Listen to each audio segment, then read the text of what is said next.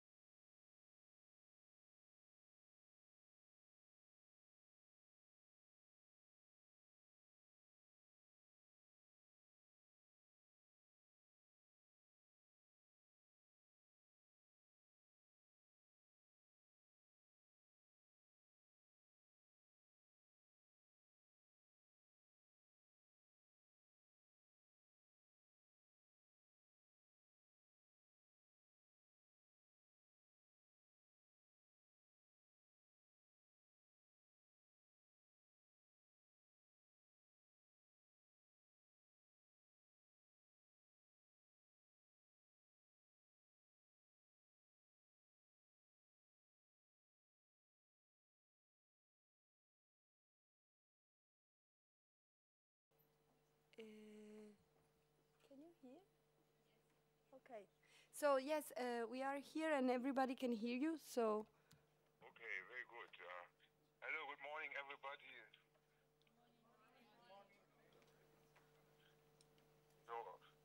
So if you can all hear me, I'm first of all, I have to apologize that nobody of our unit is able to come to Gran Canaria, although we would have liked it to go a bit into a more sunny destination, but it was not possible. My colleague Joao Albuquerque, who is normally the project officer, will come back quite soon and he will take over. But I was also involved in preparation of this call. My name is Stefan Weiß. I'm the deputy head of unit of this commission service that is in charge of the outermost region at DGRTT. And we had already a couple of other activities in the past under research potential. And so we were asked to prepare such a call for coordination and support actions. We are all aware that this is highly relevant at the political agenda. President Juncker was also very much committed to support the outermost regions, and so we were asked to launch that call. First of all, I would like to congratulate the consortium as a winner of this very competitive call.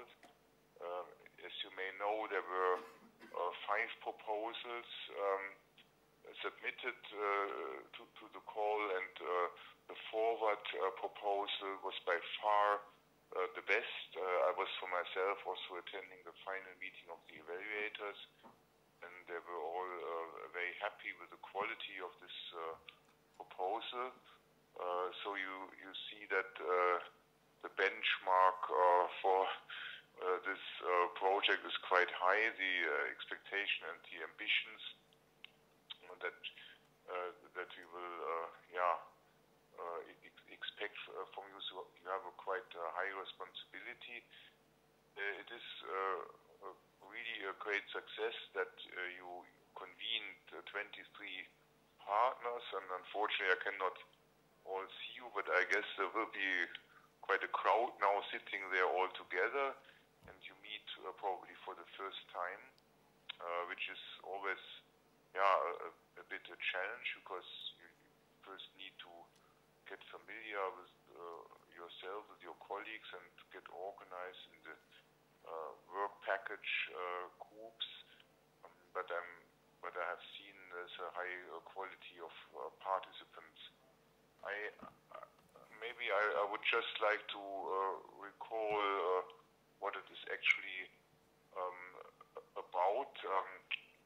The legal base of this call is actually in the Treaty for the European Union, in the Article 349, where there's a particular reference to the outermost regions, and it is recognized that they need a particular support. And we also have found in a Commission communication that up to now participation of outermost region EU research programs is not sufficient and needs to be significantly increased. What particular challenge is, of course, in the outermost regions, as you all know, the geography that is on the one hand imposing obstacles but also opportunities, and it's in particular remoteness, insularity, small size, and sometimes difficult topographical or climatic conditions make it difficult to establish flourishing research and innovation ecosystems.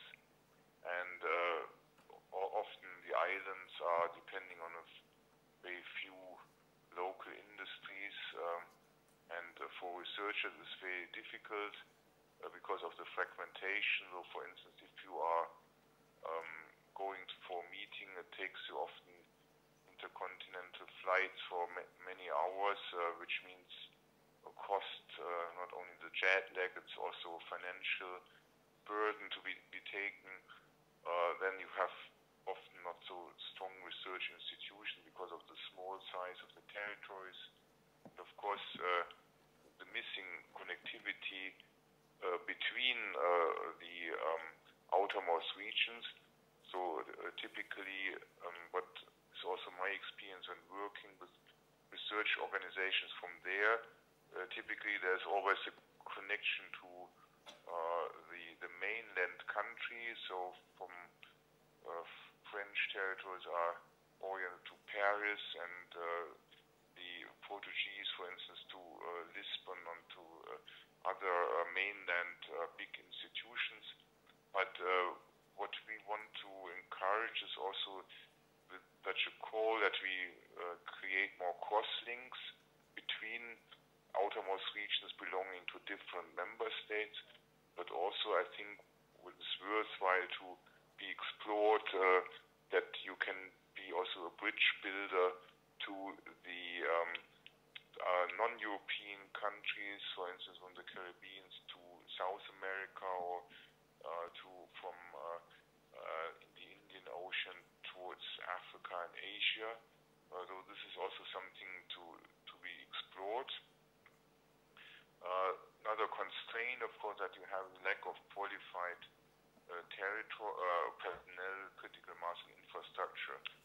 But what we know, there are also some particular assets in the outermost regions, which are typically the geographical and geological characteristics. So there are particular scientific disciplines.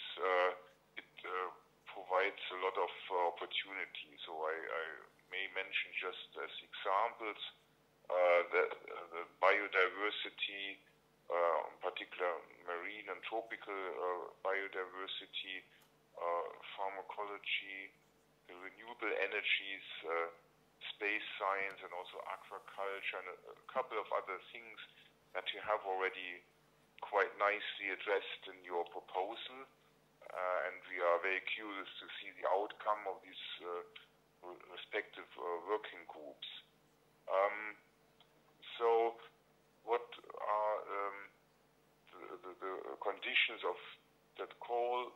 We have a total budget is 4.3 million, which I think is quite a good budget, although of course it has to be distributed to 23 partners, and as it is a coordination support action, no research as such can be funded, but you have really an opportunity now at your hands for the next 3 years to work on that with that budget, and we are happy that the government of the Canary Islands has taken over the responsibility as a coordinator.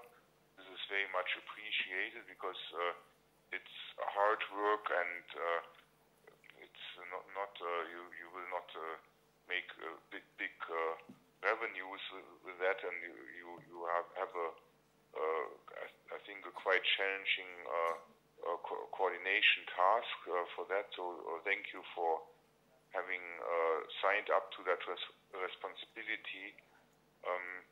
What is also, I think, a strong asset that all 9 outermost regions are involved, and also the regional governments are also to a large part taking part in this endeavor, not only the research community. And this is, I think, very important. So we want to ensure with such a project also the knowledge flow from science into the application into regional economies. And for that purpose, I have noticed that you also did a quite good job by taking into account the concept of smart specialization, which will be somehow the linking element from research to the application in this context. Objectives of the projects are quite clear. I think in one of the core objectives is a mapping exercise of the R&I ecosystems and to prepare an inventory.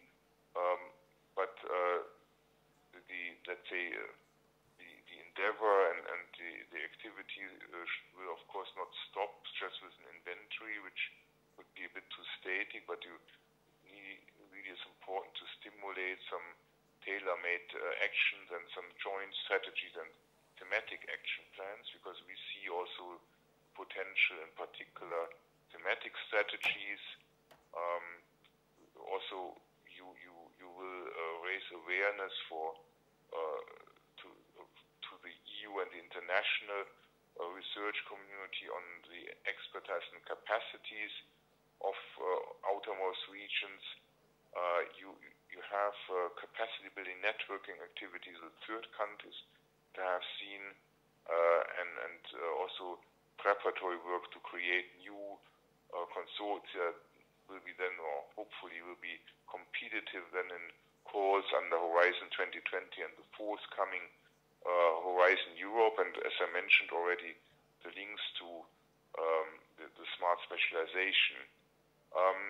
What we would like to see actually is in the future as an impact that we would have a noticeable increase of the participation from outermost region and RTD programs and other research projects at EU level.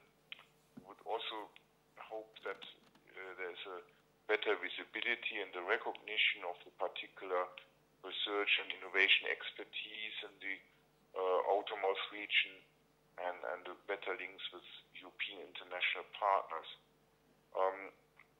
We would also, I think, what you know, there's a big debate now ongoing on the future design of Horizon Europe, the follow-up framework program, where we will define broader research missions. And I think also here outermost regions can get engaged, and you can prepare for that, and also to look into the innovation potential of the local economies underpinned with a smart specialization strategy. And in general, of course, we would also expect that you prepare the ground for better research capacities and emergence of sustainable research and innovation ecosystems. So that is in a nutshell my brief introduction talk. Unfortunately I cannot see you or can present you some slides. So I would just like to ask you if you have some particular questions. Maybe just to mention, I have also to apologize for the absence of the financial officer, but we have quite a few absences due to sick leave. But you can contact us at the operational service, Joao or me, for any question that we will put forward then to our administration finance unit. So thank you for listening. So if you wish, so I will be. You can drop a few questions that we can discuss. Thank you. Okay, thank you, Stefan. I will try to see if there are any questions. If there is any questions in the room. No, it seems not. So. No, very good, very clear. So okay, so I wish you a very good continuation of the meeting. I think what I have seen on the agenda yesterday, you had more, let's say, the kind of family meeting and smaller groups related to the work packages. And you can be sure that at one of the next occasions, somebody from the Commission will join your meeting. I do not know. Do you have already scheduled the next meeting of the consortium? Indeed. The next meeting will be in July in Réunion. So do you have the date already? Yes, from 8 to 13 of July. 8 to 13 of July, where? Saint-Denis, in Réunion. I will send you more details by email. I can do that already by tomorrow, by today. Joao might join, or myself. We will see. And of course, please do not interpret our absence as a lack of interest. It's just on the contrary. We are very happy that this project has been launched, and also really happy to see that it was a real high quality proposal that was set up, because it was not such an easy task to convene all important players in one consortium. Okay, so thank you very much, and have a good continuation then. Many thanks. Yeah, you're welcome. Bye. Bye-bye. Bye-bye. Bye-bye.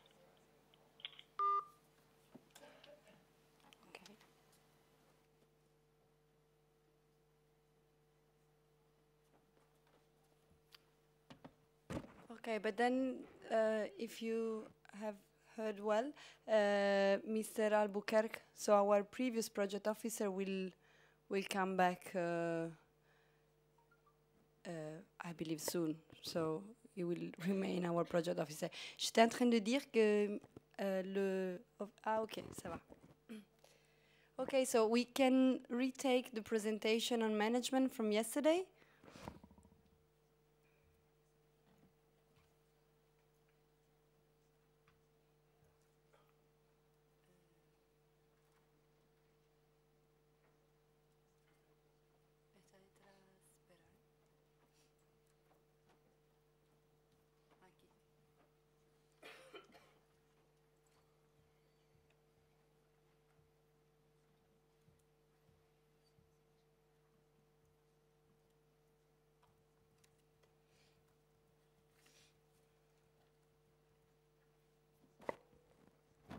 Okay, so yesterday we arrived until financial reporting. We have 2 reporting periods in our project. So the first one started in January this year and will last until 30th of June 2020. And then we will have 2 months to submit the report. So the report includes a technical report on the activities that have been performed and a financial statement from each partner. So we will have 2 months to produce these reports and to submit those to the participant portal. Then the second reporting period will start on 1st of July 2020 and end at the end of 2021, which means that we'll have to submit the reports by 29th of February 2022. Following the submission of the reports, we will then have we will receive the interim payment and the final payment. As we said yesterday, some of you have already received, some others will receive in the coming days the advance payment of the 75% of the grant. The distribution is currently in progress according to the receipt of the third-party registration forms. So those who have not sent it yet, please do it as soon as possible. Without this step, the government cannot make the bank transfer. And then in 2021, we might receive an interim payment. And I say we might receive it because it depends on the amount of money that has been spent by each partner. So you would receive an interim payment in case you have spent more than 75%. So in case you have already spent all your advanced payment. And in any case, you will not receive more than 90% of the grant. So I don't expect this to be the case for anybody, because we would be at the middle of the project, and if you have spent already 75% of the budget or even more, you might have a problem for the second part of the project.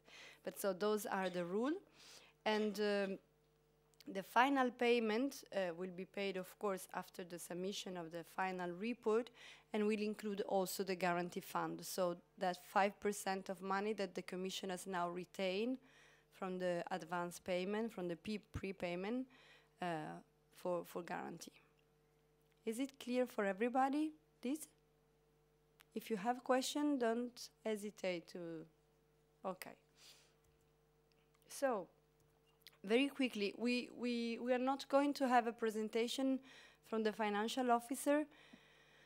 I try to give you some main information about financial management and financial reporting. As a matter of fact, we are available for any doubts you might have. So you can write us or call us at any moment. So as you know, the Commission is will reimburse, basically, or will pay us. It's not even a reimbursement, they are already advancing money, but the grant will cover only eligible costs, okay? And we have the different features of eligibility indicated in the Article 6 of the grant agreement. So costs to be eligible needs to have be actually incurred by the beneficiary, so you must have paid those costs. This is very important. So when, for instance, you will be reporting costs for financial period, for the reporting period 1, you must be sure that you are including only costs that you have already paid. Okay, this is very important. If you have not paid yet those costs, then you would have to report it in the following period. Sometimes, for instance, some organizations are booking travels with travel agencies, which might invoice you afterward and might make you, so you might pay the travel agency later. So you must only be sure that you declare the costs, only if you have already paid. But if you have been only invoiced and you have not paid it, you cannot declare it. You have to wait for the next reporting period, okay? Then, of course, the costs must be incurred during the action, so in the framework, the time framework of the project. In principle, those costs must be set out in the Annex 2, which is the budget, which is enclosed to the grant agreement. This means, in particular, that if, for instance, you haven't foreseen any subcontracting and you want to foresee a subcontract for any specific task, we need then to have a modification of the grant agreement and include it in the budget. Otherwise, if you have a subcontracting foreseen and you simply need to change some of the activities which are subcontracted, that is not a problem. But the idea is that the costs are those that we have planned and indicated in the Annex 2. As a matter of fact, we cannot claim higher costs than what is indicated in Annex 2. So in no case we might go to the Commission and say, oh, but we have spent more than what we have foreseen. There will not be a reimbursement of those exceeding costs, okay? Of course, costs must be connected to the action, must be identifiable and verifiable, which means that you have to keep at your organization proof of all the payments and of all the costs that you have been incurred. We will see this more into details, but you need to keep all the documents and the proof of your payment. You don't need to send those to the European Commission. You need to keep those only in case you receive an audit in the next years. Then, costs must be, of course, in compliance with your national laws on taxes, labor, and social security. So we will see that that this has to see with staff costs, which must include all social security costs. But it also means that, for instance, if you have in your country more restrictive procedures or rules concerning subcontracting, then you have to comply with your national laws and not only with the rules from the European Commission, European Union. Okay, we go now a bit more into detail on how personal costs can be reported. I try to be a bit faster, but if you have a specific question, you can stop me, okay, at any time. So we have basically two types of costs. Does this work? No. Wait. No, okay. We have actual personal costs, which are usually the costs that most organizations report, and is the cost of your employees. Basically of people, of peoples who have usually a work contract, an employment contract with your organization. And then we have unit costs, which is the case of, for instance, costs which are calculated using average personal costs. This is quite a rare case. I'm not sure if you have this case in your organization, or if you are aware of that. Then if this is the case, we might have a separate talk, but it's usually our big company who have average personal costs. So in this case, you would also refer to unit costs. And then in the other case is if you have, for instance, you are contracting an external consultant, and or if you are an SME owner. So this is my case, for instance, where you do not have really an employment contract, and then you calculate basically the hourly rate of the person that would work at the project and multiply it for the hours worked. What is important, I think, for you to know is that in case you need to contract an external consultant, you can do that. That is not an issue. This person would need to have a work contract, not a work contract, sorry, a service contract with your organization, which specify that she will be working at the project, if this person will be working at your premises, and if not, so if, for instance, is a person working remotely, this is acceptable. It must be specified in the contract, and you must explain why. It must be specified the activities and the tasks that this person will perform, and the expected number of hours that this person will work, and the hourly rate. In principle, there is no problem for the Commission with this type of contract, as long as we are not, the hourly rate of the person is not much higher than what could be the average hourly rate of a staff, a human resource in your organization. So the point is simply not overspending or having not reasonable costs related to this external consultant. Is there any question with respect to this? No? Okay, great. Then we see now how we calculate the direct personal costs, so the cost of the staff in your organization. Those costs are basically calculated by multiplying the number of the hours worked at the project per the hourly rate. We will see that the hours worked at the project are simply recorded by timesheet, so it's quite easy. While for the hourly rate, there might be different way of calculating according on how you calculate the annual productive hours. The hourly rate is, of course, your annual personal cost divided by the annual productive hours.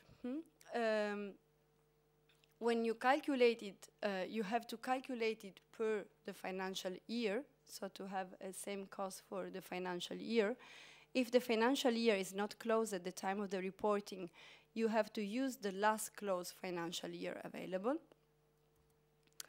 And when you calculate you consider the annual personal cost, you need to include the basic remuneration plus those mandatory extra. So it's the salary plus any additional remuneration which is fixed by law or by contract. So it's basically the gross cost for your organization of the employee of the human resource that you declare in the project. There is the possibility to include some additional remuneration in case, for instance, of extra time work, but this is eligible only for non-profit legal entities and only in the measure of 80,000 euro per person per year for a person who is working full-time at the project. So if this is the case, if you would like, if you need to declare some extra time, please come back to us so that we can check that indeed you are eligible to declare this type of cost. Then, sometimes a tricky issue is how to calculate the annual productive hours. The Commission has foreseen 3 different ways of doing it. You can use a standard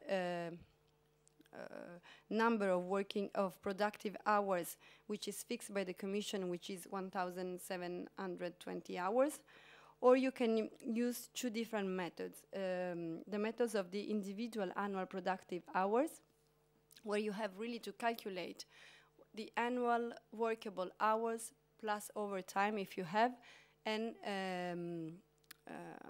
without the absences that the employee might have taken.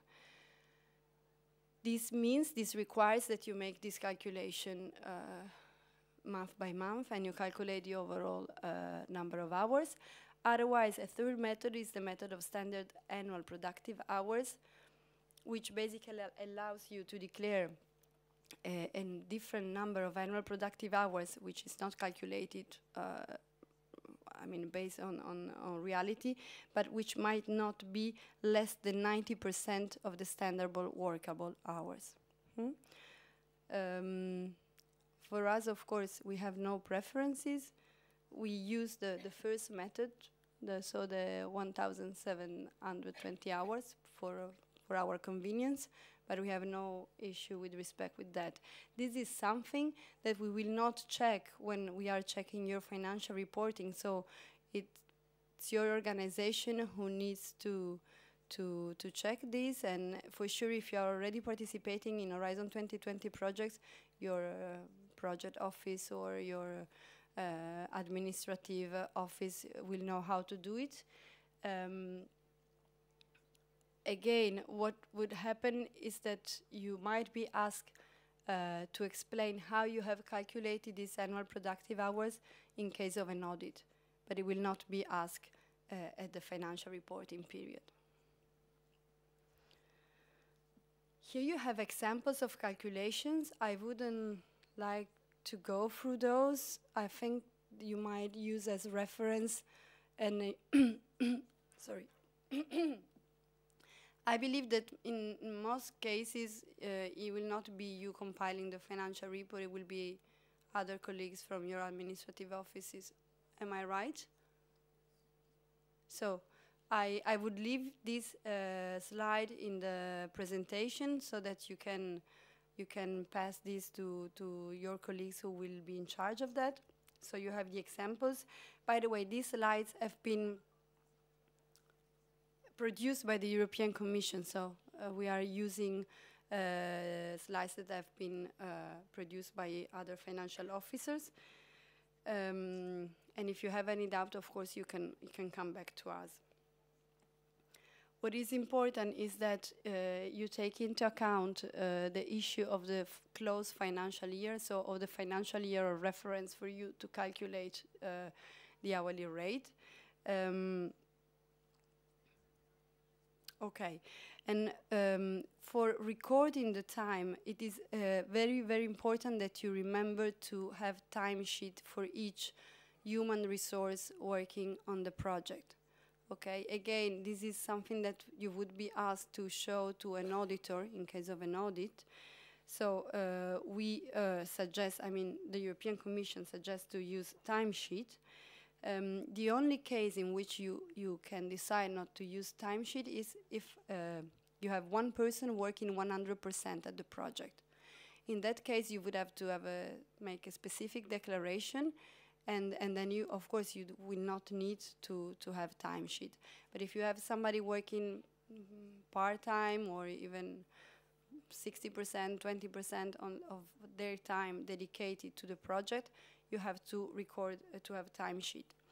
Also, this is an advice. I mean, in our case, for instance, since we have many different projects, we have several Horizon 2020 projects and other projects, we used to have one timesheet per resource.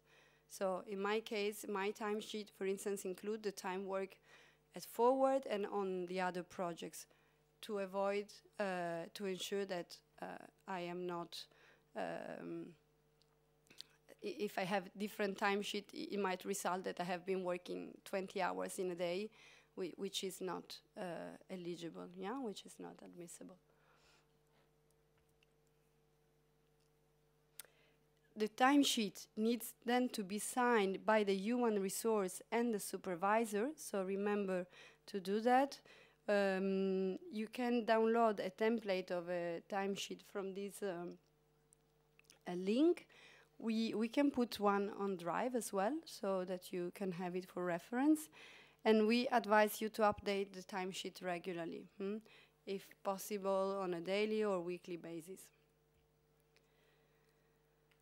The timesheet must be used not only for your staff, the staff employed by your organization, so the staff who has an employment contract with your organization, but also in the case of the unit cost. So also if you have an external consultant or an SME owner, you should fill out the timesheet so that you can demonstrate the number of hours that this person has worked and which task.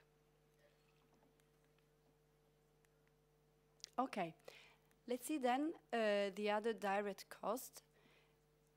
As you might know, in the grant agreement in Annex 2, we see basically this cost category: the personnel cost, other direct costs, and subcontracting cost. Okay, so when it comes to other costs, you won't see in the Annex 2 how costs have actually distributed in subcategories, which are the categories that you might see, that you see here. For this level of detail, I remind you that we have an Excel file, yeah, in the Drive, which specify how costs have been estimated during the project proposal. As a matter of fact, we have flexibility, so we have foreseen a certain amount for travels. If you do not spend that amount, you can use it for other costs and vice versa. But that was to give you an indication and to make an estimation as real as possible. Travel costs and allowances. So are all the costs related to attend project meetings, conferences, and other events which have been planned in the project. If you are willing to attend an event, a dissemination event, which is not specifically foreseen in the project, and you want to cover those costs with the forward budget, usually the European Commission requests to have a stand or make a presentation, so usually costs would not be allowed simply to attend a conference and an event without having an active participation of your organization. I understand that in this case, because of the type of action, we wouldn't have any issues. So we have a budget for our researchers or scientists to be able to travel and attend conferences. I will still check this with the European Commission to ensure that they do not want us to inform them and have an informal approval by them. But until that, in the coming weeks or in the next month, if you are planning to cover travel costs of a specific conference with the forward budget, please come back to us to consult this with us so that we ensure that the European Commission is fine with that. Yeah? Okay. See.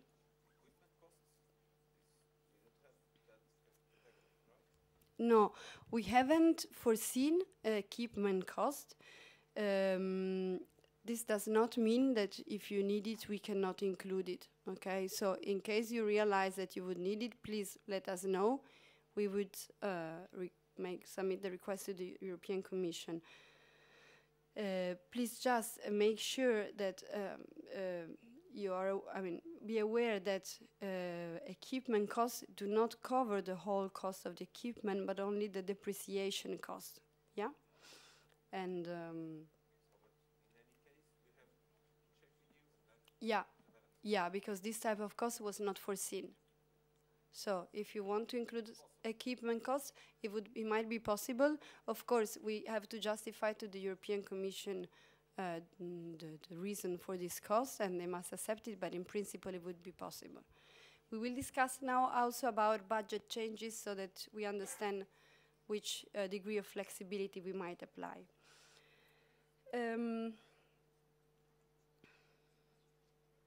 Other goods and services. So here sometimes there is misunderstanding between what is another goods and service and what is subcontracting. It might depend also by the financial officer. So in the past we had some cases we changed, for instance, the financial officer across the project and their view on if a specific service was only a service or was a subcontract change. So in the project right now we have foreseen subcontracting for, I believe, most partners, and we have already specified which type of costs you might subcontract. Okay, so in usually small services, like if you need to make few printing or print few material like consumables, like I don't know, flyers or any other type of material, which is a smaller contract, would be reported under other goods and services. Of course, it is different if you are subcontracting the design of a flyer and the printing of the flyer, and it is a bigger contract. So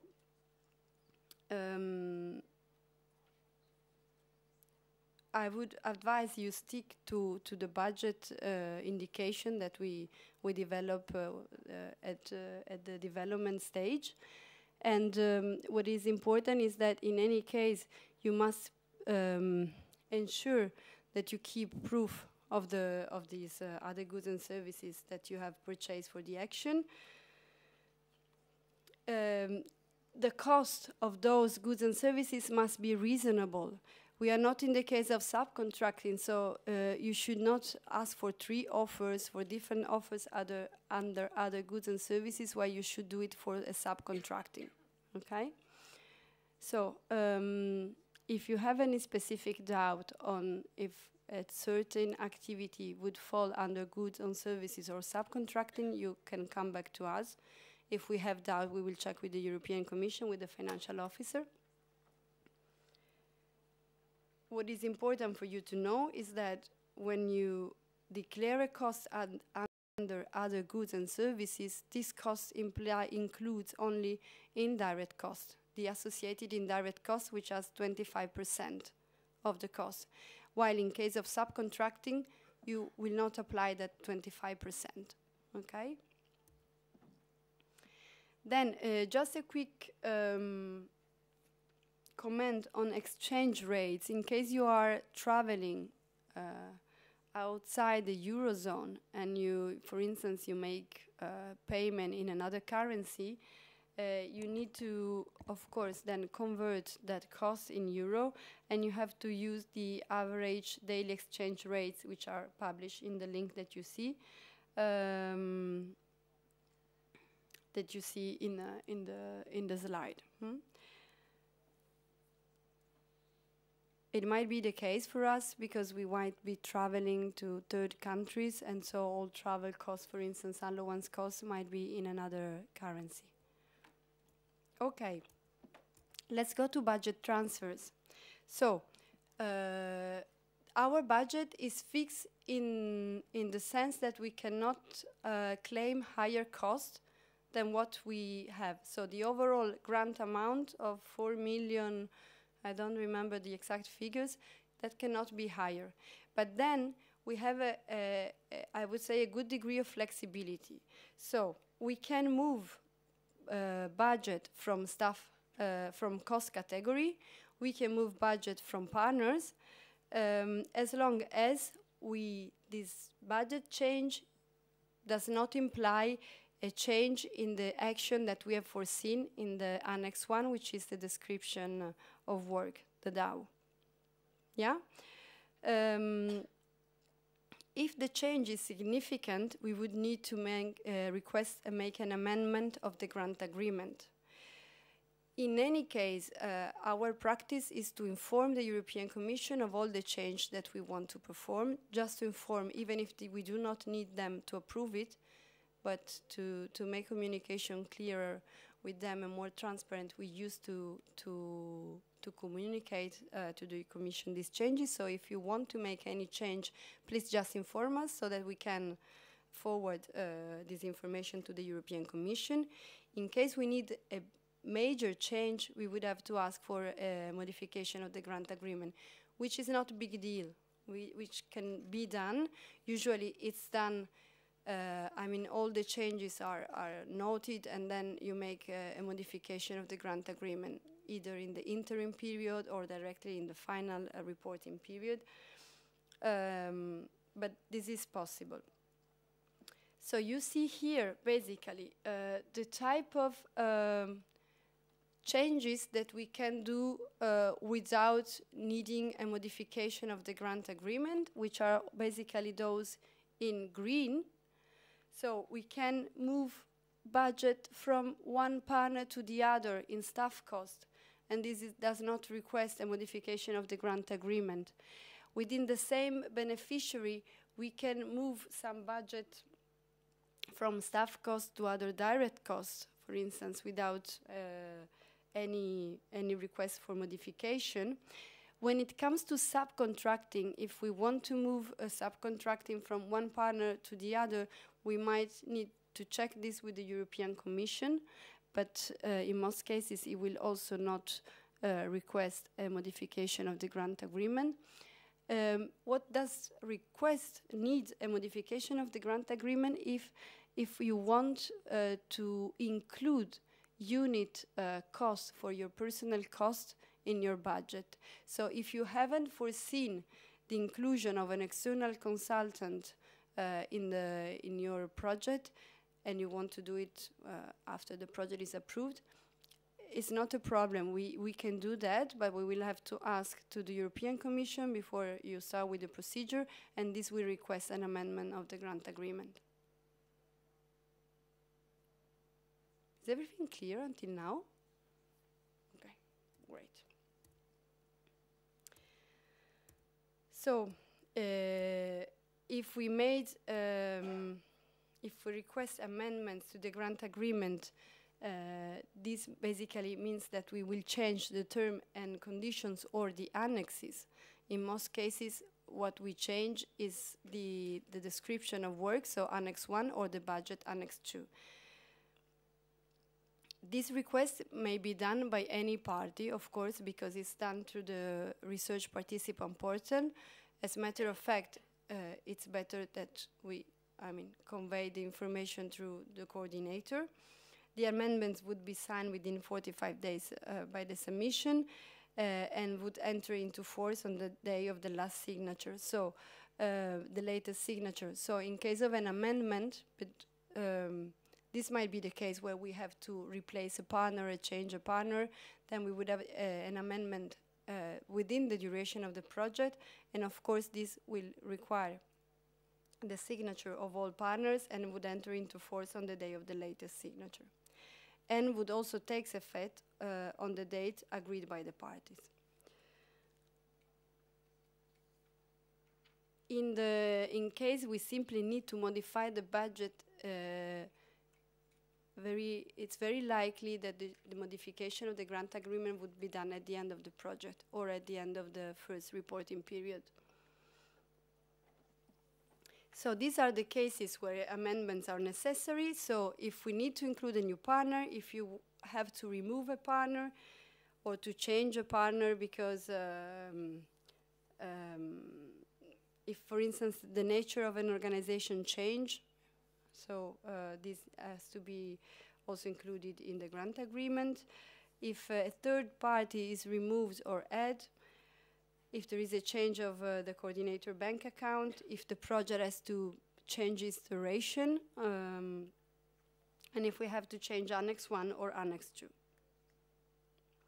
Okay, for the financial reporting, what you will be asked to send us is your financial statement, which includes basically the amount of budget that you have spent, with an explanation on your use of resources. You have the financial statement template in the grant agreement, so you can check those. And you do not need to send any additional documents. So you do not need to send any invoice, any proof of payment, anything else, not even the timesheet. But it is very important that you keep all those documents in your organization in case an audit would come. So the audit of the Commission are usually limited to 2 years after the payment of the balance. So in our case, possibly the payment of the balance might arrive by May 2022. So starting from the receipt of the final payment, you might receive an audit by the Commission within 2 years. But you are asked to keep records and support the documentation related to the project for 5 years after the final payment is done. Okay, is there any question on financial reporting? You will have time to ask us, and you will see that when the moment comes, you will have maybe more questions. But really, if you have any doubt on financial issue, do not hesitate to write me, and we will try to help as much as possible. Under management, there is another task which is foreseen in the description of work, which is the data management issues. Yesterday we have talked a bit about that. We will have to compile a data management plan which address how we manage sensitive and non-sensitive data in the project, and now we ensure that we are compliant with the national and European regulations. This management plan will have to be submitted at month 6. So we will have some more time for the development of the management plan, even if on the other side, by the end of this month, we will have to submit the ethic requirements template, which include information on how we will manage data in the project. So in that sense, what we will do is that we will send you those templates for you to revise, and in the ethic requirement, we will basically indicate that in case personal data have to be collected and stored, which at this stage we suppose would happen only for the dissemination and communication issue, an informed consent form will be circulated, will be sent to the owners of the data, and we will explain how data will be collected, stored in each partner's organization.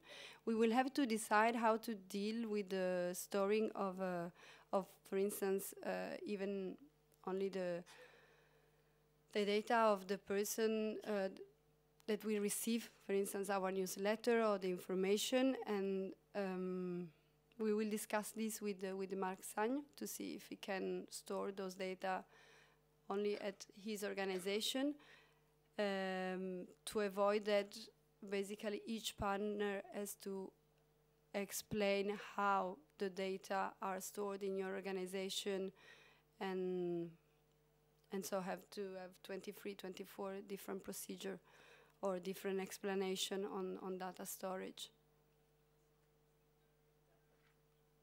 We will come back with you on to you with more details on this during the next week. We are seeing also how we have done this in other projects, but I think this might be the most feasible solution. And then we will need to know from work package leader if you are planning to collect personal data, which, I mean, for instance, in case of work package 3, I think it will be the case, because you will have members of the working groups. So you will have a list of name of members of the working group, and those are personal data already. So we'll have to see how to deal with that. Any comments on this? Okay. Okay. Under the management, and in particular in task 1.5, we have included the establishment and coordination of the advisory board. We indicated that the advisory board is composed of representatives of European, national, and regional research organizations, companies, and policy making, and that this board should be established at the beginning of the project. The list of members will have to be approved by the steering committee, and also changes to the composition of the advisory board will have to be approved by the steering committee. Under this task, basically, which is actually a task we are responsible of, we will have to deal with the administrative and operational establishment and coordination of the advisory board, which means that we will centralize the sending out of invitations to project meetings, drafting the work plan of the advisory board, etc. We do not have a deadline for the establishment of the advisory board, but I think that also yesterday we agreed that we would like to establish as soon as possible on one side, but on the other side we need to know what would be the thematic areas that we will work on. Yes.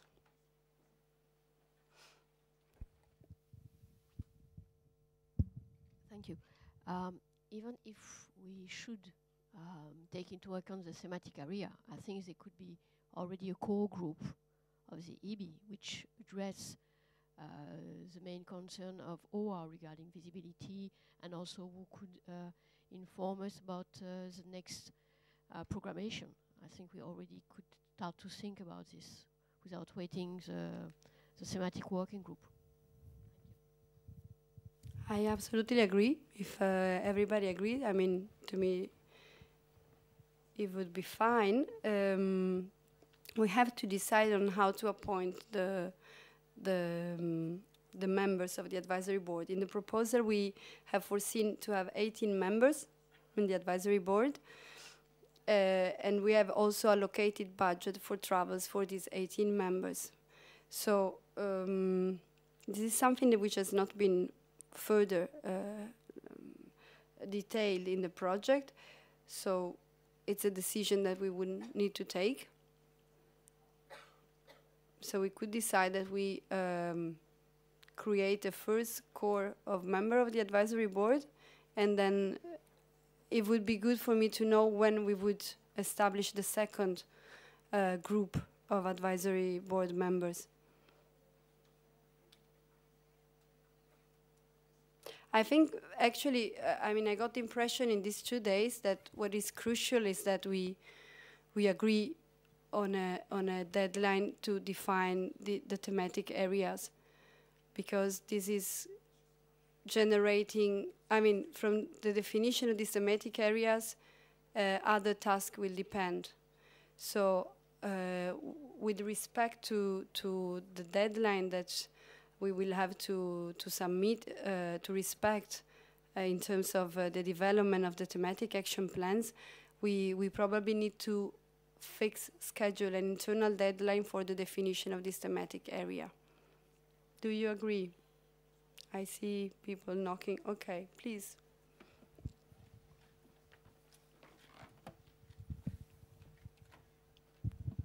Michelle, can we take some time to discuss about the composition of the advisory board? Because I think that'd be very critical to make sure that we do have people that can be ambassadors of the outermost regions, people that could to which we can exchange that could have an impact on the policy design from the union. So I don't know if sticking to people from the regions may have such an impact, or shall...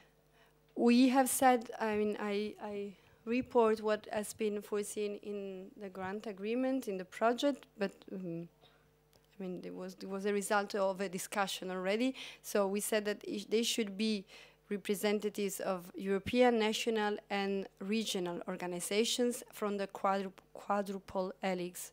So this is the composition. Then what we have foreseen is that since those are 18, we foresee that each region might, I would say, appoint 2 or propose 2. Then, of course, those must be approved by the steering committee. But the composition should be multinational, so, and not covering only outermost regions, and multi-actor, so not only from research or policy making.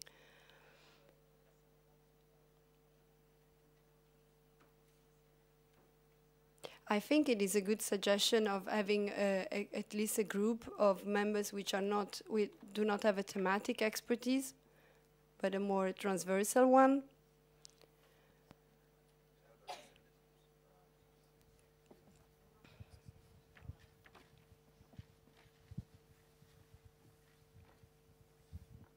I was especially thinking of this researcher from the GRC who has been writing a report on the Stairway to Excellence program and how it could improve the participation to H2020 for lagging behind regions.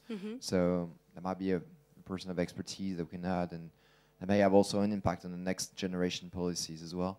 Of course. So maybe you can just discuss a little bit of the types of people who want to address, so that each region can have some kind of some input, at least to know which proposes, and then we can discuss this. Indeed. Maybe we should think of what we want. So why we want to have people in the advisory board. One is people who are influential in formulation of policies, of European policies, as you said. Then we want to have also people who could contribute more to the excellent part, or maybe not. I mean, because we can invite the let's say more scientific people in the thematic action plan also, so in the thematic working group. So please.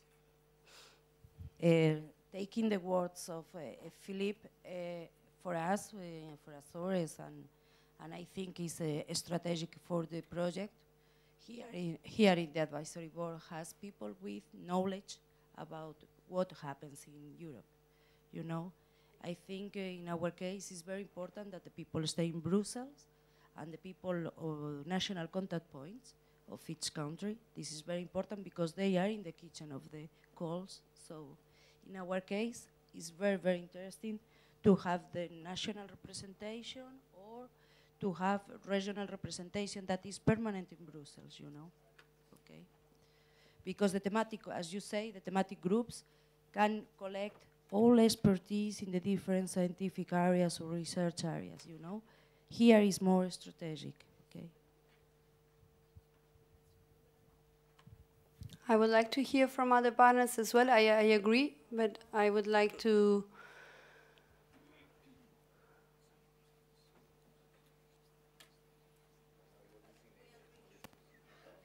But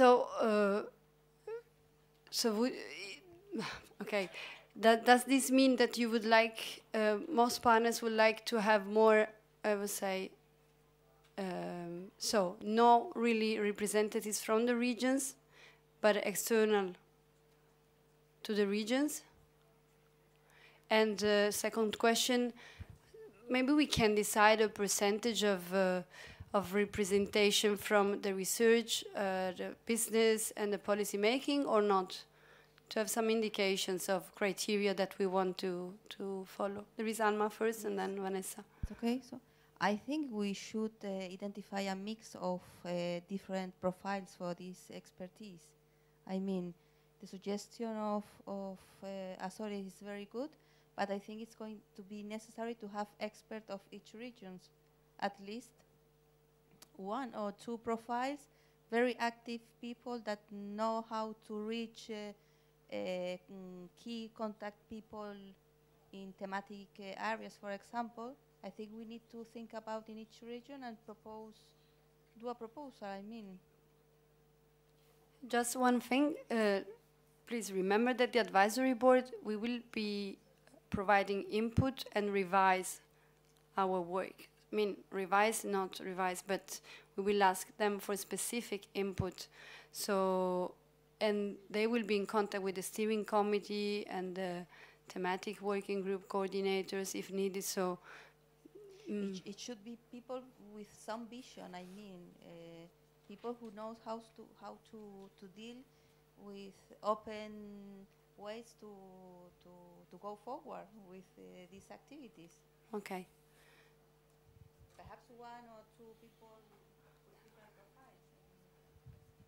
profiles. There was Vanessa first. Perdona. Tenemos otro, ¿no? I think we should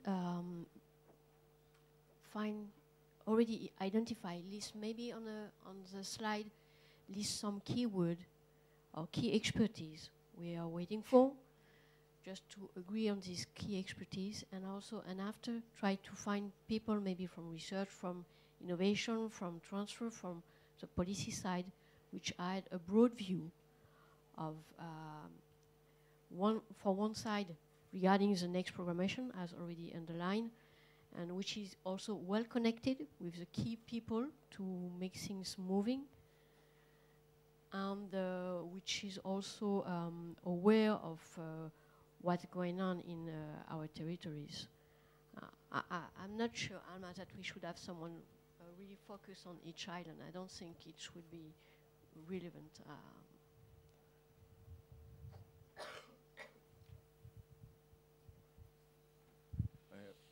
Well, first of all, I think that 18 people in the advisory board is a very large number.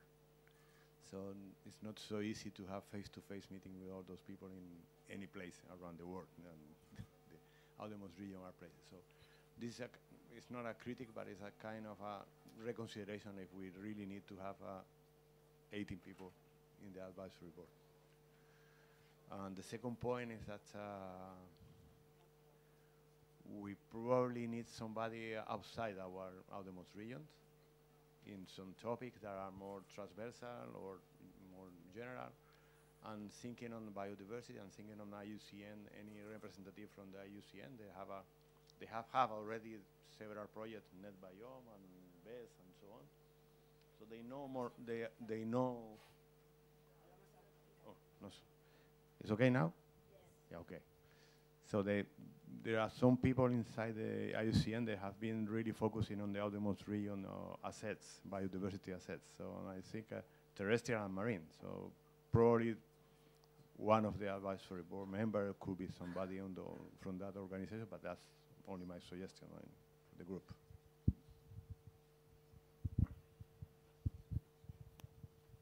Okay, I will be sincere. We have 18 members, just to be sure that we can be able to appoint from each region 2 members. And I think it will be, I mean, we might reduce to 15, but I wouldn't see, I mean, I understand your concern, Ricardo, but I'm not sure if we should make this change at this stage, or that it would require much effort for few benefits.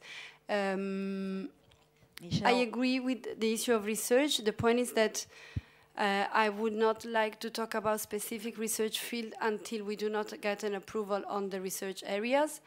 I will let you the floor in 1 second. I think that we can start working with some keywords, and it seems to me, I mean, that for sure we might have people with lobbying capacities, very high-level experts in research. So it's clear that if we want to have research representatives, it might be international expert. Can I propose to start making a list, for instance, and then that we have at least one representative by the European Commission, which is not our financial officer, or not? Sorry? to start making, defining this core group, at least being able saying, okay, in the core group we need somebody from the European Parliament, somebody from the European Commission, or otherwise how to define the core group? For me, we should start with some key field. Research fields or? So keywords. Can you propose me two? I have a question. We sent, all of us, we sent a list of proposals. Okay. Names, no? Okay.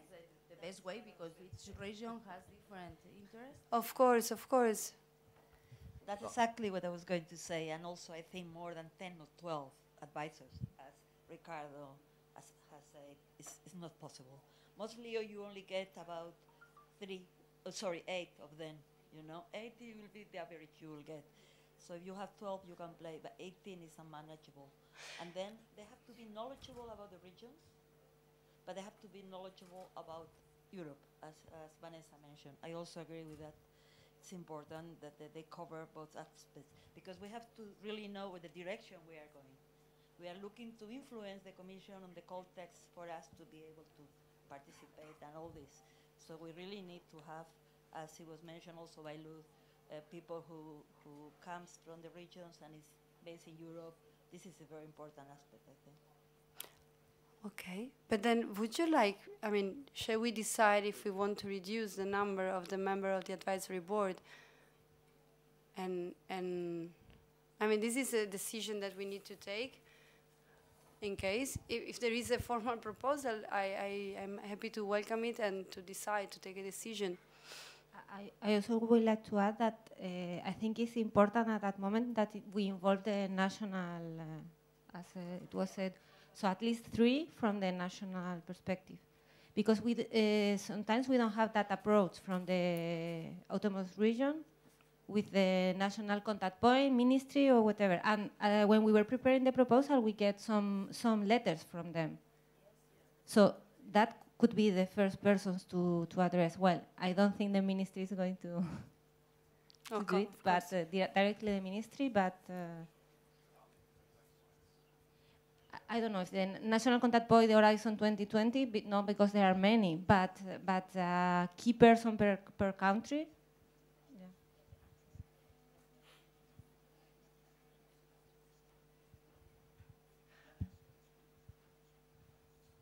Any other comment? Or but so I would like to understand, because before we take a decision or we go to vote, is there a request really to reduce the number of the members of the advisory board?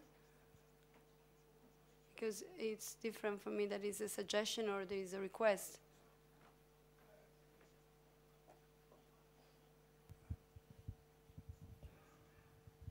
If all of us agree, we can decide and set up one member of the advisory board could be one from each country.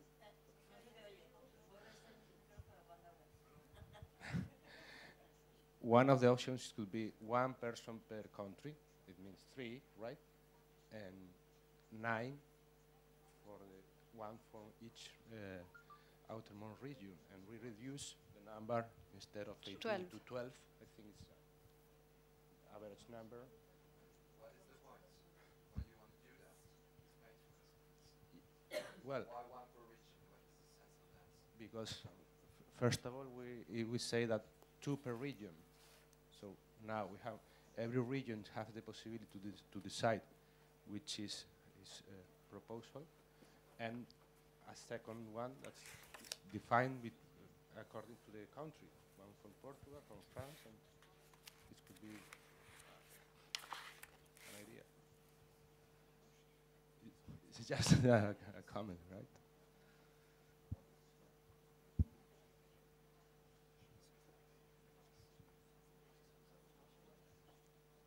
To me it's fine, but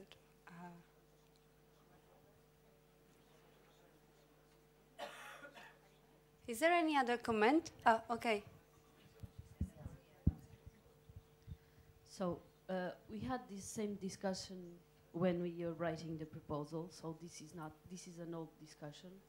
So we came up with the idea, all of us, put two per region, because it was the best way to represent all the regions in an advisory board. So that's why it's 18, because we discussed very thoroughly all of this, and everyone wants to have, every region would like to have two members in the advisory board. I don't think that now it's good to reduce unless all of us agree on this. So, but this is a discussion that we don't have, I believe, time or some objectives to do this now. So maybe we can establish terms of reference for the advisory board. For the advisory board members, we can have a small.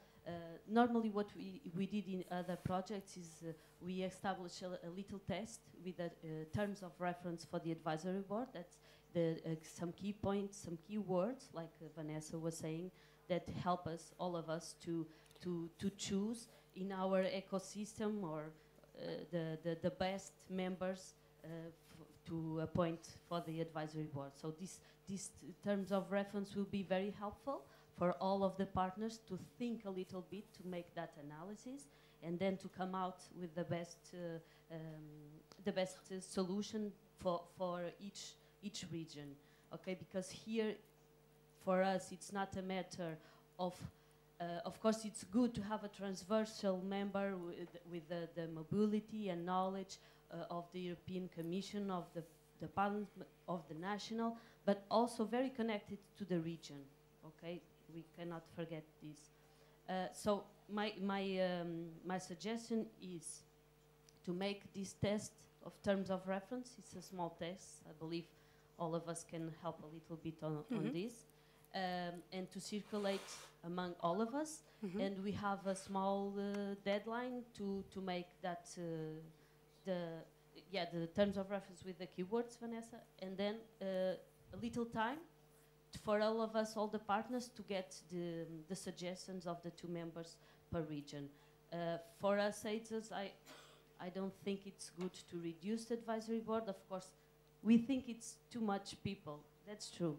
But we had this discussion before, so to have it again, it's time-consuming.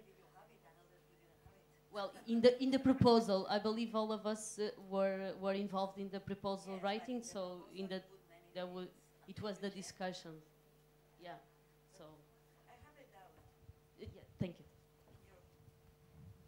I have a doubt on your explanation. Is two people from the region, or two people that the region would like to be there appointed, that might be international? Yes. Okay, okay. Option 2. Okay. Yes, yes. But they have to have in mind that we need somebody which this kind of relation to the Commission with knowledge, good knowledge of the regions and so on. Okay. Yeah. I think we all agree that the advisory board is composed of people who might be knowledgeable about outermost regions, but who have come from outside and should bring, external expertise and knowledge and influence into the project. Okay, so we can do that. We develop these terms of reference and we share it with you, so that we can, on the basis of that, we will select the 18 members of the advisory board, so that the number has not changed. Okay. Yes. Can we just have deadlines? We will do this. Yes. I still have a point, because I wanted to start drafting. We have a session to define deadlines and the next one. But again, if we want to define only a core group and we leave out for this moment the thematic research areas, thematic sectors, then we can set a deadline for this core group, which would be more transversal. But if we want to include these thematic areas, then we need to have this agenda, this deadline for the thematic area set first. No? You see what I mean?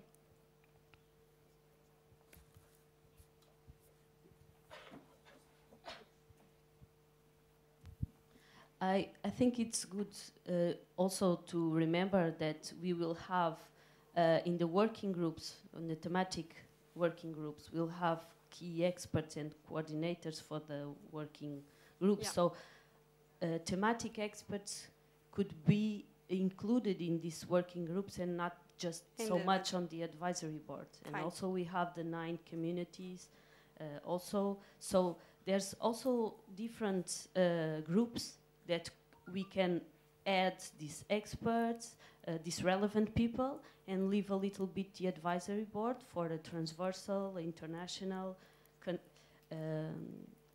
This is my suggestion. Okay. So would you propose that we set a deadline for the advisory board independently of the other, this task related to the thematic working groups? And in this case, would be a deadline reasonable for the I mean, we can send these terms of reference by next week. We can give you a couple of weeks to work on the terms of reference and close the terms of reference, and then open a call for a proposal of members, which might last again a couple of weeks, and then we would need to come to a decision with the steering committee, which overall makes I don't know, 1.5 months for the definition of the members of the advisory board.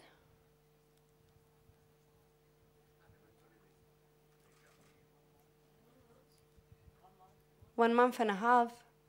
Yeah, following that chronogram, it seems that in June, in July, you will have those advisory board members, or part of them, even in the next meeting in the reunion. That Ricardo is saying that in this case, we might have the list of the members of the advisory board, so already identified by the meeting in a reunion of July this year. Okay, if it's fine, we can keep this deadline, or 1.5 months or 2 months to be on the safe side. So which means that by mid-April, we would have the list of the members of the advisory board. Okay. Now we will put down the internal deadline as we have defined. Now, okay. Any other comment on this, on the advisory board? No, great. I move here. Okay, but actually the presentation on management is done. So you have here reference documents that you might need if you to solve your doubts on Horizon 2020. These are refer, of course, to the Horizon 2020 program itself and how its rules and procedures. While for the project, remember Annex 1 of the grant agreement for the description of work, and Annex 2 for the budget, and the Excel file with the budget detail for the real explanation, the detailed explanation of your budget.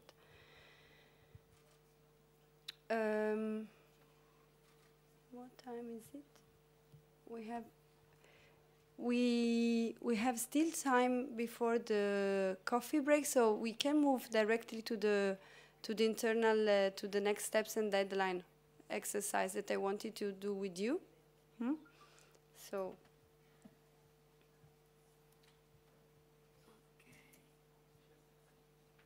¿Lo tienes tú? ¿Me lo puedes pasar?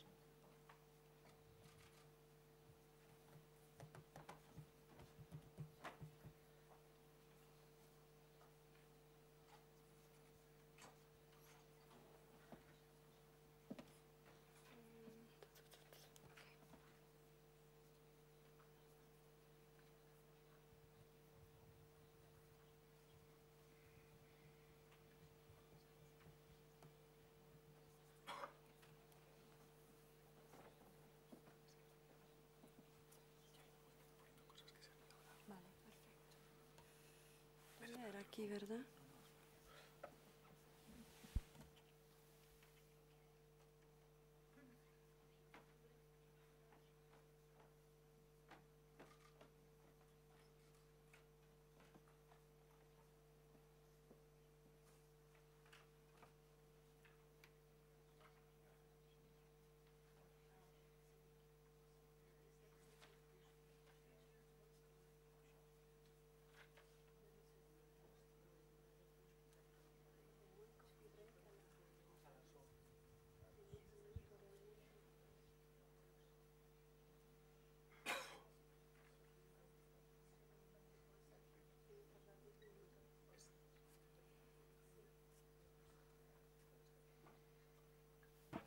Actually, we have the coffee break foreseen in 10 minutes. Would you like to take the coffee break now and do the deadline schedule after the coffee break? Yes, right? Okay, let's do that.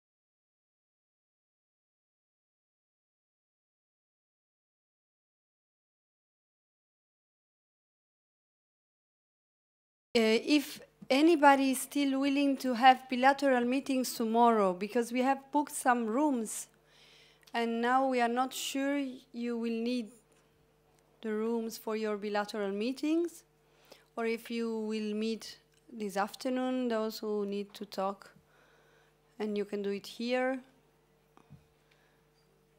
Is there anybody who needs a room tomorrow? This afternoon? Okay. Jose, you can... sorry. Who?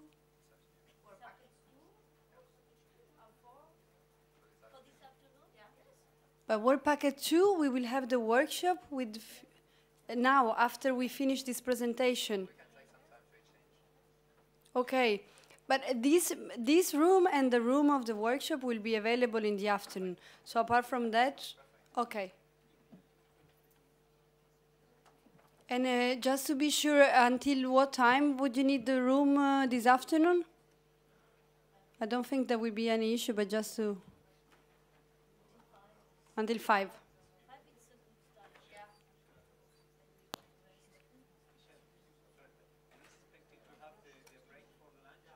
Yes, so since the agenda has changed, as I was saying yesterday, we expect to finish with the workshop before lunch, basically, to have 2 hours of workshop.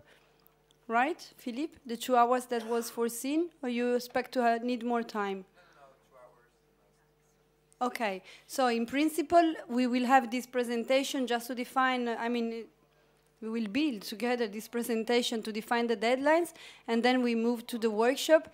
And so the meeting would be over after the workshop on Work Packet 2. We will have lunch, and then the meeting will be over. Okay? Okay. So the aim of this presentation is that we agree on some deadlines for the next months. Okay? So we have organized this according to work packages. So these are the deadlines that we have presented yesterday. So about the development of the management and monitoring plan, Consulta Europa will circulate. So we will circulate the management plan and monitoring plan by February 18. We will ask partners to revise and make contributions. It's a very simple document, so I do not expect major contribution, and it shouldn't take you too much time. And we would like to know if you, to receive your contribution, which basically consists of the name of the people within your team which will be responsible for task, by February 21st. So that we can circulate the management plan by then and submit it to the research participant portal within the deadline of February 28. Is there yes?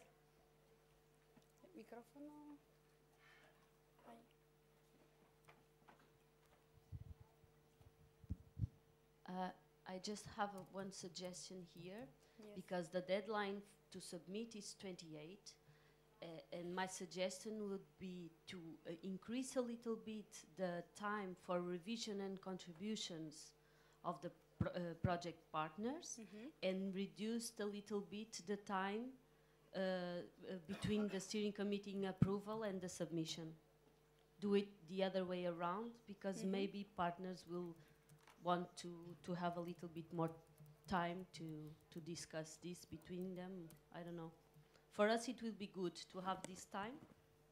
To me, it is fine. It is a very short document, so I don't think steering committee will need much time to revise it. Yeah, but sometimes, because you may have feedback from other internal people from your organization, and you have to wait a little bit for their feedback. So I don't know if everyone agrees.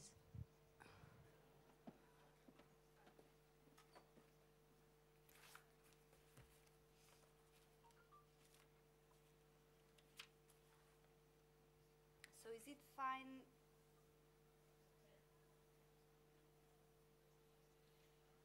Is it fine if we use partners and contribute? Is Is it fine if partners send contribution by 25th of February, which is a Monday, and we circulate it to the steering committee? The steering committee has 3 days to revise it. In any case, the steering committee members are the partners, so I mean some of the partners, so they will revise it already. Yes, precisely so. Is there anybody who is against this change? Who has? Okay, then.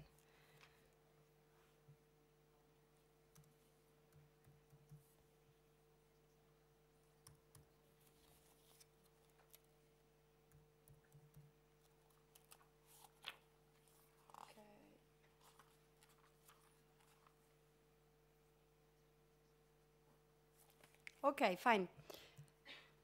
Then, within management and coordination, we have just included that we will check with the European Commission about the needs to inform them for travel costs of researchers to conferences and dissemination events, but this is more a reminder for us. Concerning data management issue, we will send you. Again, we can change the deadlines here because we need to circulate this ethics form to project partners for revision, so we can apply the same deadline. So send it to project partners by February 18 and project partners to send the contribution by February 25th, and the steering committee, revise it in 2 days. Is it okay for everybody? Any? Okay, then I do this. Okay.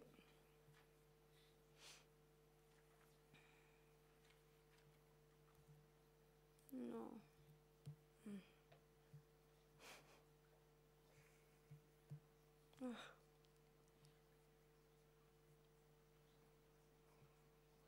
Okay. So, should be like this.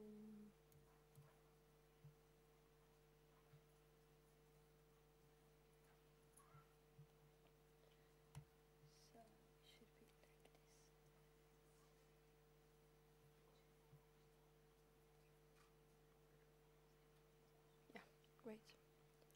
Okay.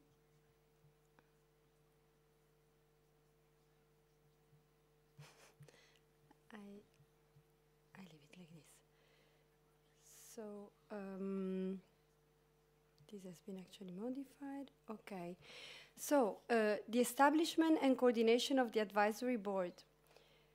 So following the suggestion of Gisela, we have proposed these deadlines. But I was talking with Ricardo from ULPGC, and we actually realized that we will have elections in May, so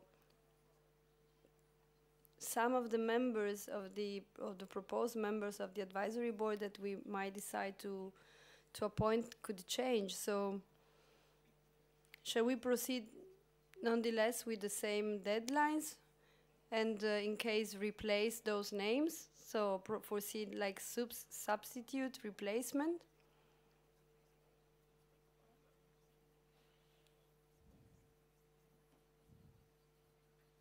I would propose so that we continue with this schedule. Now we see more in detail the deadline, and then we consider replacement if needed. So by February 25th, we will send the terms of reference, a proposal of terms of reference. We leave to project partners 2 weeks to revise the terms of reference.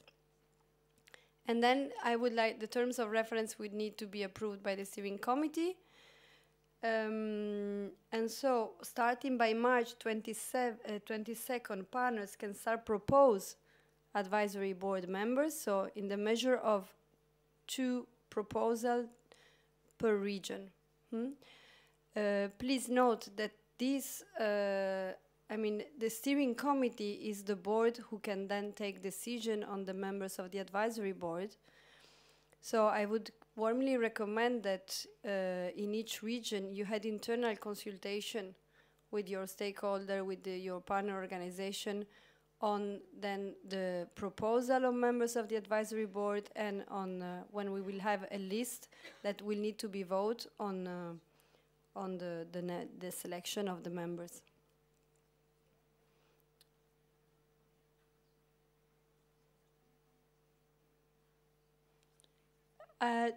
Do you agree with these deadlines? Yeah? Any comment on the deadline? So we would have the list of the advisory board members by April 1st. Who said it's too ambitious?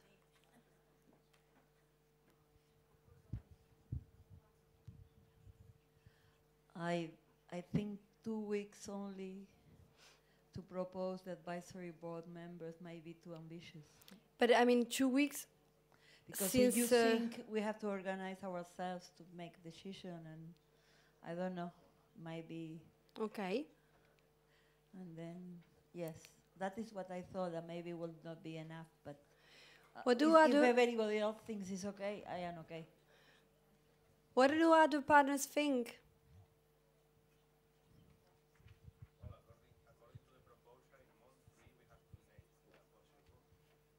We don't have a deliverable for that, so I'm fine. I mean, we could have a bit, some delays with respect to that, but indeed, I mean, as soon as we establish it, the better it is.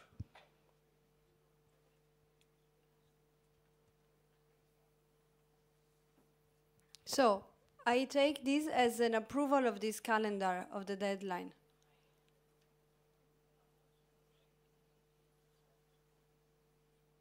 Okay, great.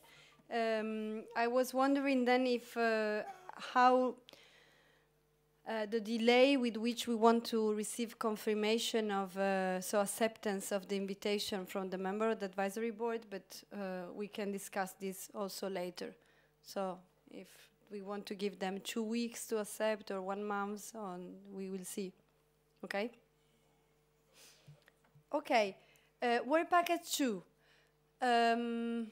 Philippe, I wanted to understand if there are some internal deadlines that you want to share with partners, so the things that you already know will need from them for Work Packet 2. The only note we took during the meeting with respect to some schedule is that possibly the work of Work Packet 2 should focus or should give priority to the analysis that we need to define the thematic areas, but otherwise we haven't foreseen any other specific deadline. Can you?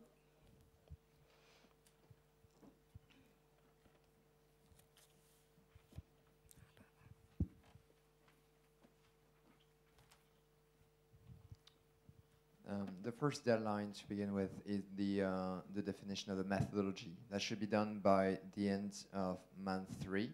I remember, so that will take us by the end of March. That's what we're trying to do during the workshop, and according to the suggestion that will be made by the partners, we'll integrate the proposition of modification, and we will adapt the template, the mapping tool, and suggest to you some methodological guidelines so we can all validate these by the end of the month of March. As for the mapping is concerned, we do have until the end of month 6 to do so. But now you are referring to the deadline for the deliverables. Just respecting what is okay. what was written in the proposal. But if partners want to change that, I'm eager to discuss it. But so far we have designed a planning that is based on the proposal, and we propose that we should stick to that. It would be good, Philippe, if you can then also send to partners like a roadmap of the deadline that you expect them to comply with for the contribution. Each partner did get that yesterday. Okay. It was in the document last review. There is like the chart with all the dates and what each partner is expected to do, and what is the role of the regional community as well as the person who was in charge of the PUP. Maybe we can include that information in the presentation. Sure, I will send it back to each partner if you want, and we can include it in the presentation as well. Great. Okay. Concerning work package 3,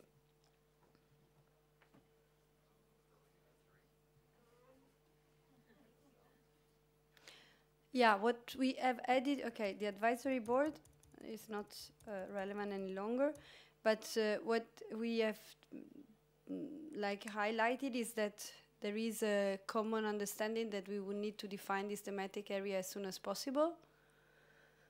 So can we try to set a schedule, a deadline for the next steps to for the definition of this thematic area?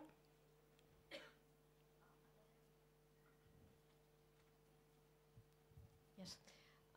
It is closely linked to the agenda for package 2, and sorry, I did not look at it. And for now, the best thing is to stick to what is written in the DAO, but I will make you some proposal in order to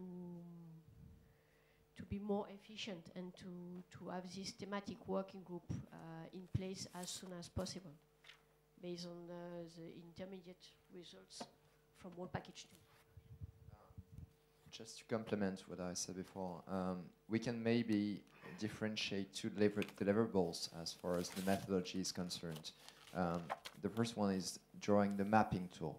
If we all guys agree on the content of the mapping tool after the workshop and the modification that will be done, then we can pass it through the partners so that they can begin to collect the data, even if it's before the official mapping task that is assigned in the project, so that we can collect the data that will be used to determine the groups, the thematic groups, and we can do that before. And then we can then work on the methodology for local analyses, for and drawing the guidelines for the survey, the interviews, and the workshops. A little bit, that would be my proposition. Okay, because Vanessa, the deadline for the definition, so the official deadline to deliver the list of the working groups is month 13. Yes, but yesterday we agreed that we could try to have it for month 8. Okay, okay, great. Regarding the Gantt chart proposed by Inexa, I think we could try to have something around month 8. So it's by a month proposal. 8 we would have a list. The list of the thematic areas? A first list. A first list. Not the final one, but a first list. Based on the work done on Work Package 2. Okay. Okay. Are all partners fine with this? Yeah? Great. So for the rest of the task, those are coming later in time, so I wouldn't set any other internal deadline. Nevertheless, if I may, regarding methodology to draft thematic action plan, as mentioned yesterday, we will be pleased if some partner have some knowledge regarding these kind of practices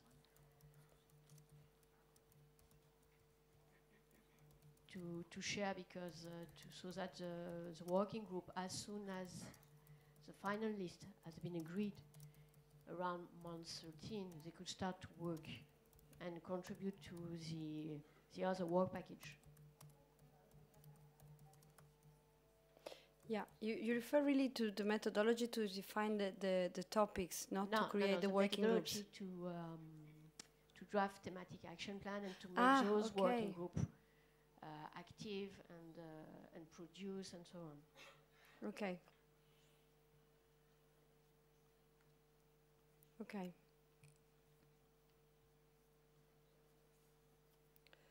Okay.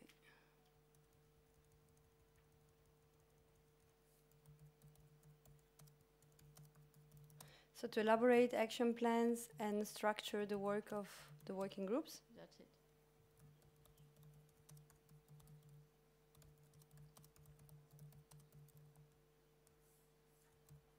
Okay, do you want to set a deadline by that, or we leave it only as a more open task? Leave it open, please, for now. Okay. Is there any other comment on Work Package 3?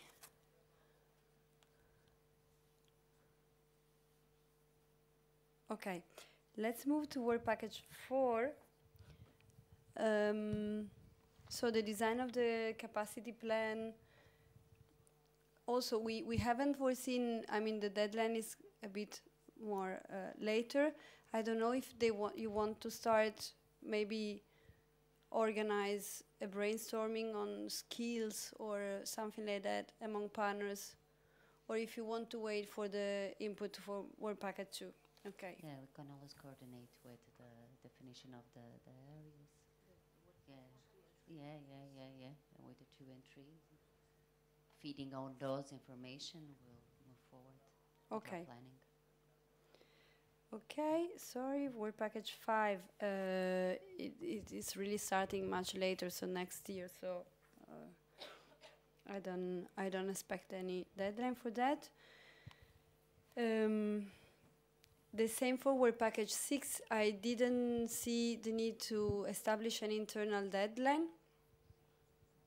Is there any other comment on this?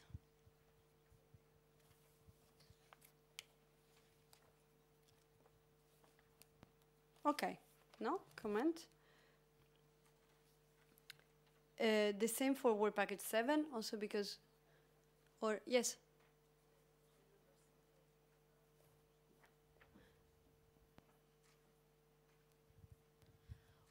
Just in relation to work package 6, we were discussing yesterday to have uploaded the strategies for the regions in Google Drive. Okay. I believe it was what we talked about yesterday. Yeah. Okay. Or at least a summary in English, or yeah, as well for work package 2 to have documents on the Google Drive. It would be useful for everyone. Yeah. What we can do is that we create a folder for each work package, and then work package leader will start uploading information. Yeah. So we create the folder, the WP6 folder, and we update the smart specialization strategies. You can go directly and upload it. Yeah, each region. Okay.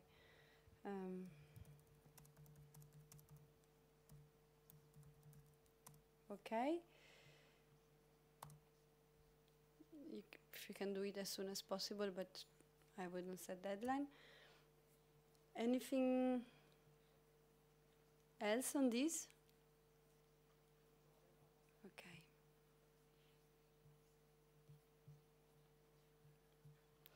Okay. Concerning work package 7, Philippe, did you had internal deadlines? I didn't recall that.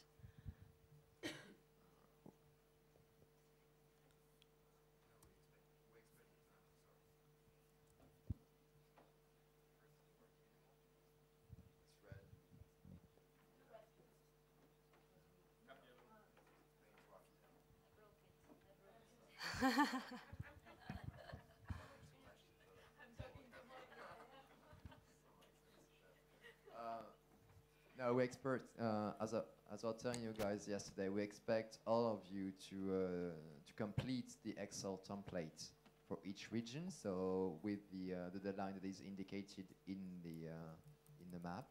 So then we will input the results into the business intelligence tool so that we can create the dashboards and the representations and the graphs for each region and give it back to you. So there isn't any really deadline, exceptional deadline for the task to 7.1. But do you want to schedule to set a deadline for partners to send you the contribution, or? That's the deadline of WP2 for the collection of data. Okay. So that would be by month 6. Okay. Okay, but so not you don't need prior versions of the data already. We're gonna test the tool with our own data, so there is no reason why it shouldn't work. But if anybody wants to send the data before, we're always eager for this. Okay. I leave it just for information, but okay. Okay. With work package 8, actually. we need, Lucia, Alma, do we need to check the issue on the quality scheme? Do you want to send information to partners on the possibilities of the brand? Or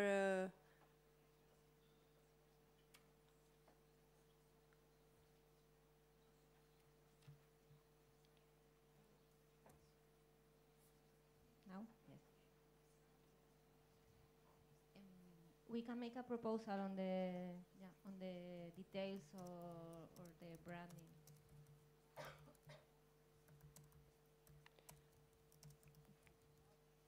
can you propose us a date?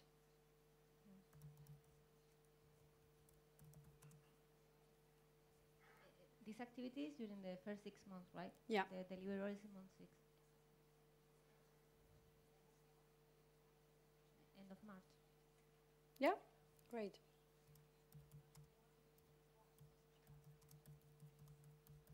Okay. One question for the visual identity. We will prepare a report for as a deliverable. I don't think so. We say end of March, not end of February, for the creation From of a no, end of month 6. So from by month 6, you need to present.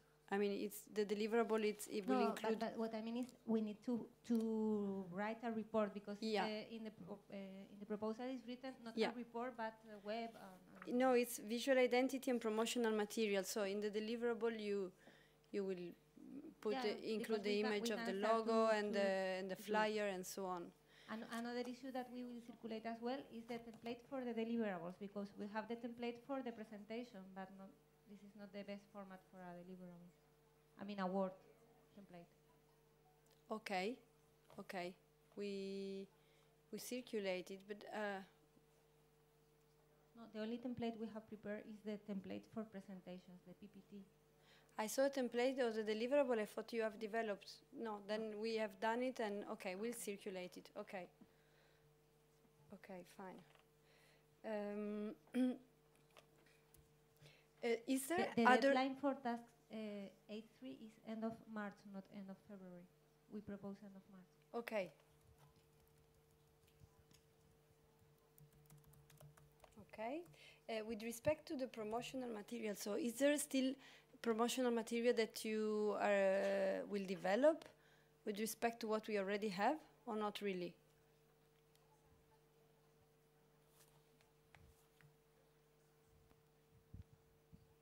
It was foreseen a newsletter template as well, but since we don't know about the communication strategy yet, so that will depend on the communication strategy. We can adapt the material with the visual identity, but okay. Not before.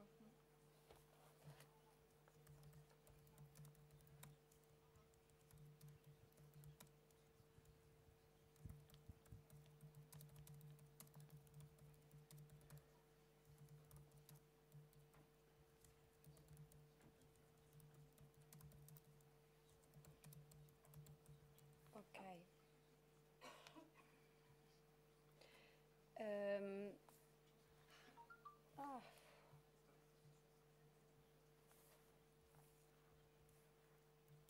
Is there any other comment on task 8.2 or 8.3? Because I wanted that to come to you, Philippe, for task 8.4. So for the project website, you said yesterday that you expect to have a shorter, I mean a simple version ready already by? Months, I think, around 6. That's what. Month 6 is the deadline? Is the deadline, so for the website and for the platform will be month 10. So yes. What I wanted to propose you is to create a working group on the website and the platform with volunteers that would help us design the content of the website and the platform. So if the volunteers want to declare themselves before the end of the month, that'd be great. And what we will do is pass around a first draft of the content and the global organization of the website and the platform, and we can all work together to improve this proposal. And if partners come, so you have this volunteer and you work well, you foresee we could have the website by? I can't really tell. You have to check with the Okay. person who's in charge. But of so we developing the still keep website. with the deadline of month For 6. now, yeah. We don't expect Yeah. it earlier. Okay. I will check with her next week, and I will come back to you if we can deliver it earlier. So you count already on us as a volunteer for the website? Yeah, definitely.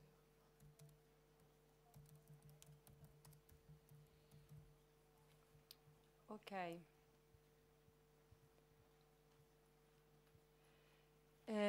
As media dissemination plan and implementation, of course, we have to wait for the strategy from Guyane. So I don't see internal deadline at the moment. We have created already the social account from Consulta Europa. I wouldn't put any other internal deadline unless somebody has any comment.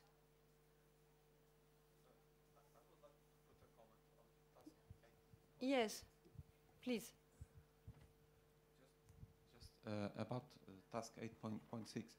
This is something I already discussed during the proposal about having, it's not the case anymore, that's good, about having a specific company or agency responsible for communication and dissemination.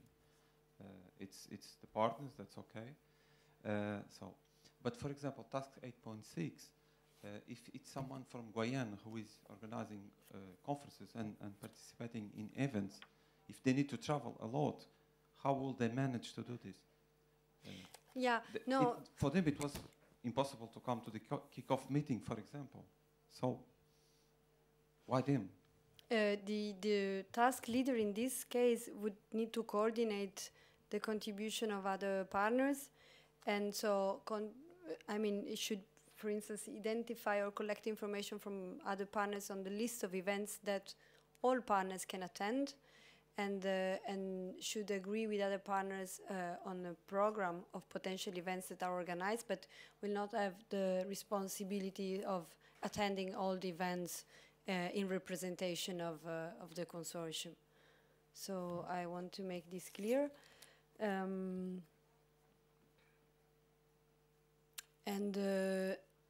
they have a budget to subcontract, I think, specific communication activities. So even if, I understand they will not rely only on their internal resources.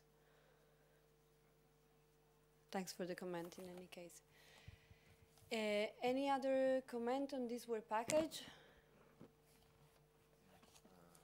Just one last remark. For the Island Biology Conference, I remind you to please book a room before the end of the month. Otherwise, we have some difficulties for finding a place to stay during the conference.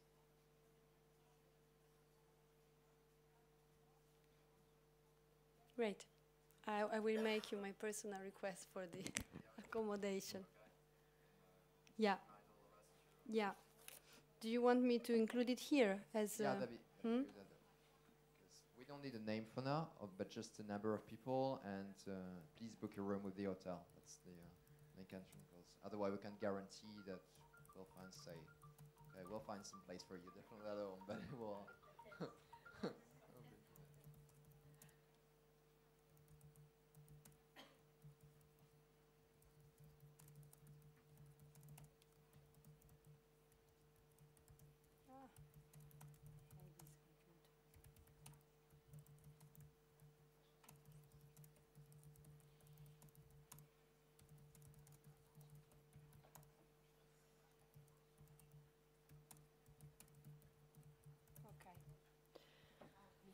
Yes. Still about dissemination and communication. Yesterday we've been talking about having some summary which introduce a project. Yeah. And if I don't know, I think yes, whenever it's possible, it will help all of us. Yes. So shall we do it already and send it and and not have to develop with this working group that Nexa proposed. We will do it as Consulta Europa and share it. Which group from Nexa? Nexa proposed to establish a kind of working group that should work at the first draft of the website. Yeah, but it is not. Oh. But we can do it from Consulta Europa and send it, and to all partners you revise it if everything is fine. Yeah. I would like to add something about the website and this information. Maybe what we can do easily and fast is to have a landing page of the project. Just, but we need to book the website, the URL. I don't know. The URL. URL. Yeah. As soon as possible. I don't know if Forward H 2020 is available or not, but if we are using that. I so think we have just done a landing page, very basic, with the information. Well, I don't know who, but yes, I suppose. Yeah. Yes, I think you should, because I think we simply check if it was available, but nobody has booked as bought. As soon as possible then. And Okay. with if you can prepare from Consulta Europa this basic information, we can prepare this landing page as a presentation of the project, and then the working on the group and the rest of the thing.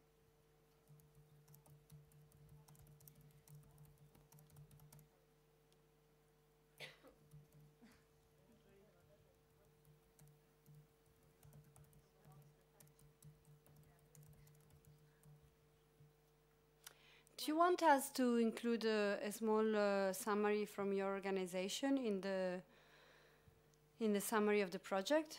So a few lines on all partners, on each partner.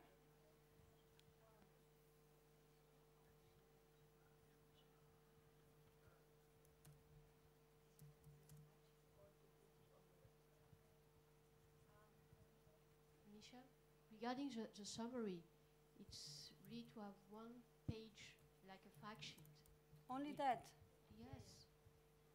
And after you can add more things on the website, but already to have something to advertise, taking it, using the background, I say the graphic chart already defined, so we can have it. Okay. I mean, we have already a summary in the proposal itself. This does not include the work packages. We will add simply the work packages on that, maybe. Just reformulate that, and it should be really interesting for people who do not know the project and what will be the main achievements. Okay, we can do that. Attractive, so we can mobilize efficiently all the community. Yeah. Thank you.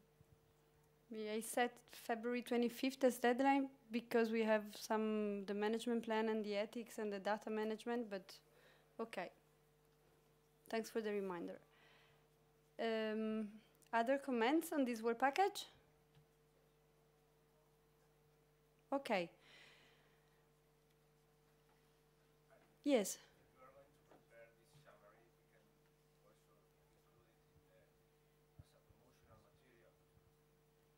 Yeah, we can put it with the logo and yes, make it as a fact sheet. We'll do that, yes.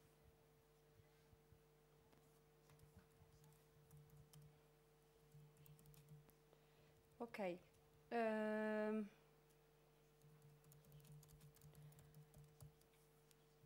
We will circulate this presentation, of course, not circulate, we will upload this presentation on Drive.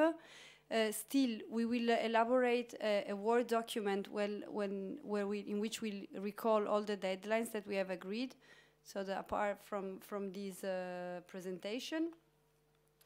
And yeah, there will not really be like minutes of the meeting where reporting all the comments of each partner, but there will be a summary of the main topics which has been discussed and the main decision that has been taken or the main information that has been conveyed. And so on my side, from the project management, the meeting is completed. I would like to know if you have specific questions regarding the overall project or administrative issues before we pass to the workshop on Work Package 2. Okay, good then. But then, from my side, thank you very much for attending the meeting. Yes?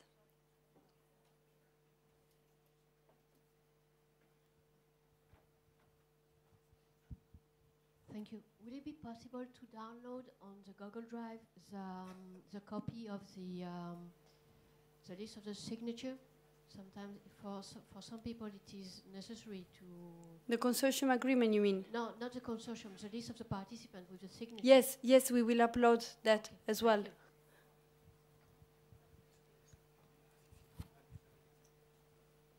No, la lista de participantes que tenemos aquí.